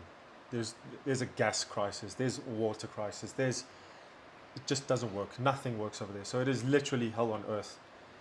Those are my thoughts on Cuba. Obviously,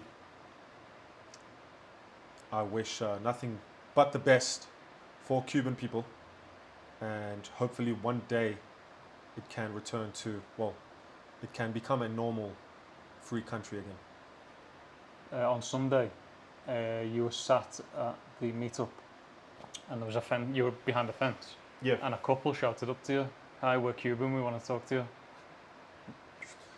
They say, "Hey Kurt," a very stern manner. "Hey Kurt, I want to speak to you about Cuba." I say, "Oh shit.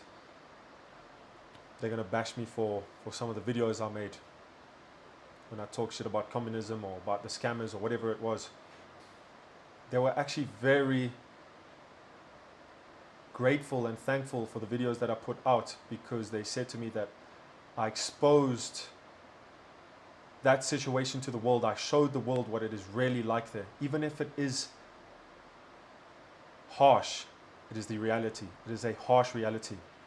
Usually when people go over to countries like that, they go over and they want to kind of kiss ass to the locals to get views. So they'll go and make videos like, "Oh, look at this is so nice. Oh, look at these lovely beaches." I just filmed what I saw and what I experienced. Yeah. And that is literally what I saw and what I experienced.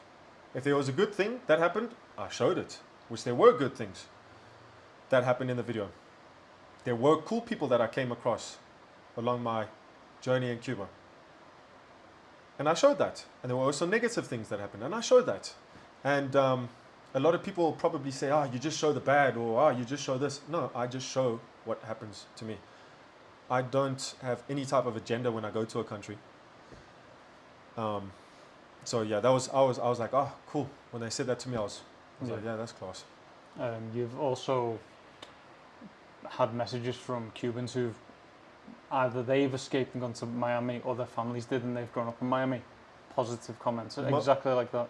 I think 99.9% of the positive comments were Cubans. Yeah. I think any normal person that has got a functioning brain can see what I saw. You don't have to steal or rob or cheat somebody to make $2. If they do that to me, imagine what they would do to some innocent tourist or an innocent chick that is coming over for vacation. They would get her good. I have no sympathy for people like that. I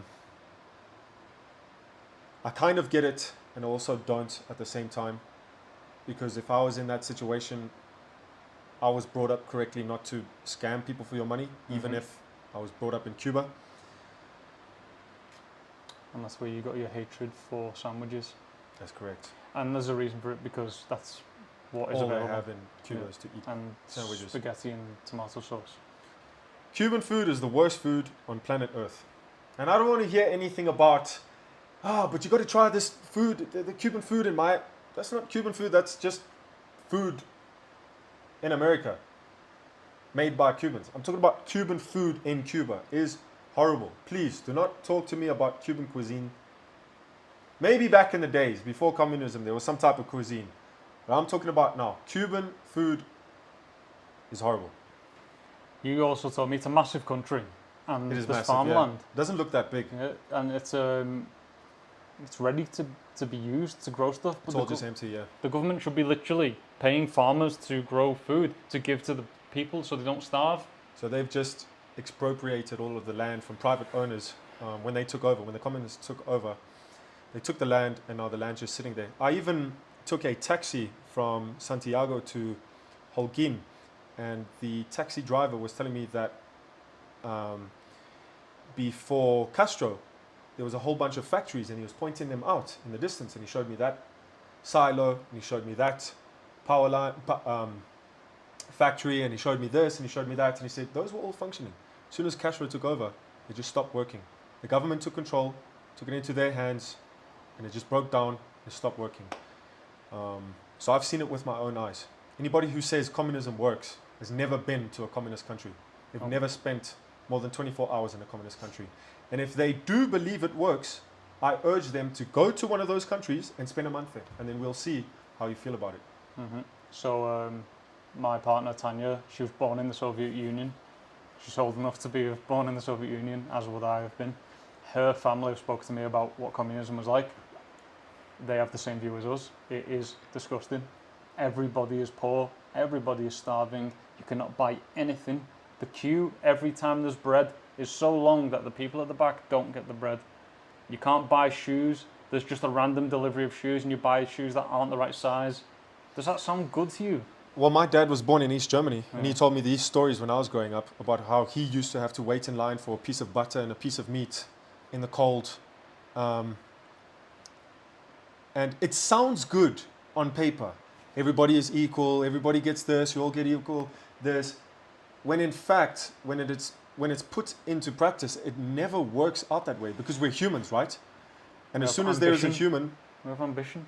Yeah, and we have ambition. That is human nature. So as soon as there is a human in power, he's going to abuse that power. So nobody ever ends... It doesn't end out being equal. It sounds good on paper. Everybody gets this, you get free food, you get free healthcare, you get the... It doesn't work. It's never worked. And it will never work. Never. I went to Cuba on a 2-week package holiday, let's say 10 years ago, something like that. To a nice beach, nice hotel, all inclusive. All the staff were well fed and so on. I went to the private beach, and then I walked off. I just went for a random walk, and a fisherman pulled me up, fluent English with an American accent, and he said, "I don't want your money. Can you just hear me out?" And I was like, "Yeah, of course." He went, "Every day when you use your toothpaste and you use your shower gel, they replace it." Yeah, and he went, "Can you bring me the used ones, like the bit you use?" And I was like, "Why?" And he was like, "I can't afford to buy them. I'm a doctor and I have to fish for food." And he explained the whole situation to me, and I was like, "I'll bring you everything, mate."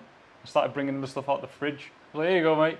I did that for 2 weeks, just giving him all these toothpaste and all these shower gels. Insane. It's ridiculous that a doctor would have to do that. He was fishing, so he didn't have to buy food. And you got OnlyFans girls, 19-year-old OnlyFans girls that earn more than a Cuban doctor. It's an unfair world out there. You got anything left to say before we say goodbye? I think that's all. We can always talk about more things in In the future. the future podcasts. Let me know if you want him back on for an episode. Make sure you subscribed. Why not? Click the button. See you later. Thank you so much, guys. See you. Sign up to theconquest.co and subscribe to Mulvey.